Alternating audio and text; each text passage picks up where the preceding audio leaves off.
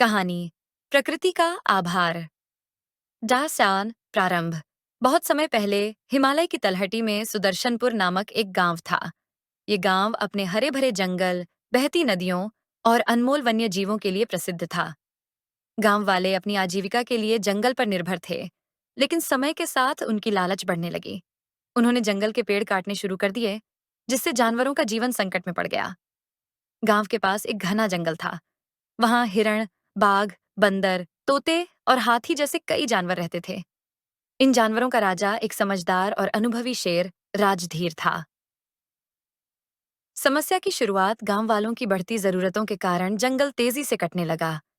नदियां सूखने लगीं और जानवरों का भोजन और पानी का संकट बढ़ गया। जानवरों को अपने घर छोड़कर अन्य स्थानों पर जाना पड़ रहा था। एक दिन शेर राजधीर ने जानवरों की सभा बुलाई। उसने कहा, इंसानों का लालच हमारे जीवन को खतरे में डाल रहा है। अगर हमने कुछ नहीं किया तो हम सब खत्म हो जाएंगे। हमें इंसानों को यह समझाना होगा कि वे भी इस जंगल पर निर्भर हैं। हाथी गजेश्वर ने कहा, लेकिन इंसान हमारी बात क्यों सुनेंगे? वे तो केवल अपने फायदे के बारे में सोचते हैं। तोता मीठू ने सुझाव दिया, हमें उनके बीच से किसी ऐसे व्यक्ति को चुनना होगा जो हमारे और उनके बीच पुल का काम कर सके। कहानी। दोस्ती की शुरुआत गांव में एक छोटा लड़का था, जिसका नाम आदित्य था। आदित्य को जानवरों से बहुत प्यार था। वह रोज जंगल में जाकर पक्षियों को दाना खिलाता और जानवरों की देखभाल करता। एक दिन मीठू आदित्य के पास गया और बोला, आदित्य, हमें तुम्हारी मदद चाहिए। हमारा जंगल और हमारे घर खतरे में हैं। आदित्य चौंक गया और बोला, तुम तुम बोल सकते हो? मीठू ने कहा, हाँ, लेकिन केवल उन लोगों से जो प्रकृति से सच्चा प्यार करते हैं। हमारे राजा राजधीर ने तुम्हें चुना है। क्या तुम हमारी मदद करोगे? आदित्य ने सहमति जताई और मीठू के साथ जंगल गया।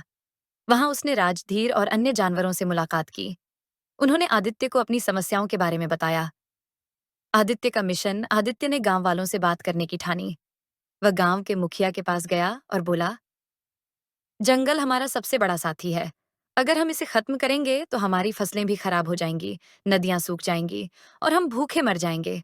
हमें इसे बचाना होगा। मुखिया ने उसकी बात को अनसुना कर दिया और कहा, जंगल के बिना भी हम जी सकते हैं। पेड़ काटने से हमें लकड़ी और पैसा मिलता है। आदित्य ने हार नहीं मानी। उसने जानवरों के साथ मिलकर एक योजना बनाई। दादई जानवरों की योजना। राजधीर ने कहा, हमें इंसानों को यह दिखाना होगा कि अगर जंगल नहीं रहेगा तो वे भी नहीं बच पाएंगे। जानवरों ने गांव के आसपास से जाना बंद कर दिया। तालाब और नदियों का पानी भी धीरे धीरे सूखने लगा, क्योंकि जंगल की हरियाली कम हो रही थी। पक्षियों ने गांव के खेतों पर बैठना बंद कर दिया, जिससे फसलें खराब होने लगीं। जल्द ही गांव वालों को महसूस हुआ कि उनकी फसलें खराब हो रही हैं और गांव में पानी की कमी हो गई है। मुखिया परेशान होकर आदित्य के पास गया और पूछा, क्या तुम्हारे पास कोई समाधान है? आदित्य ने मुस्कुराते हुए कहा, हाँ, अगर हम जंगल को बचाने का वादा करें और जानवरों को उनका घर वापस दें, तो सब कुछ फिर से ठीक हो सकता है। टिस्टावन। गांव वालों का प्रयास मुखिया ने गांव वालों को जंगल बचाने के लिए प्रेरित किया। सभी ने मिलकर नई योजना बनाई। एक, हर गांव वाले ने एक पेड़ लगाने और उसकी देखभाल करने की जिम्मेदारी ली। 2, जंगल के आसपास शिकार और पेड़ काटने पर रोक लगाई गई। 3, जानवरों के लिए पानी और भोजन की व्यवस्था की गई। कुछ ही महीनों में जंगल फिर से हरा भरा होने लगा।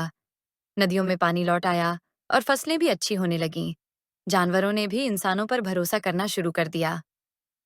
अस्ताजिरा सीख। गांव वाले समझ गए कि प्रकृति और जानवर हमारे जीवन का अभिन्न हिस्सा हैं। अगर हम उनका सम्मान करेंगे तो वे भी हमारी मदद करेंगे। आदित्य ने साबित कर दिया कि समझदारी और परस्पर सहयोग से हर समस्या का समाधान निकाला जा सकता है। सुदर्शनपुर फिर से समृद्ध हो गया। इंसान और जानवर मिलकर रहने लगे। गांव के लोग आदित्य और जानवरों का आभार मानने लगे। राजधीर ने आदित्य को जंगल का दोस्ती का रक्षक घोषित किया। ये कहानी हमें यह सिखाती है कि प्रकृति के साथ सामंजस्य से ही हमारा अस्तित्व संभव है। स्वार्थ से भरा जीवन न केवल दूसरों को, बल्कि हमें भी नुकसान पहुंचाता है।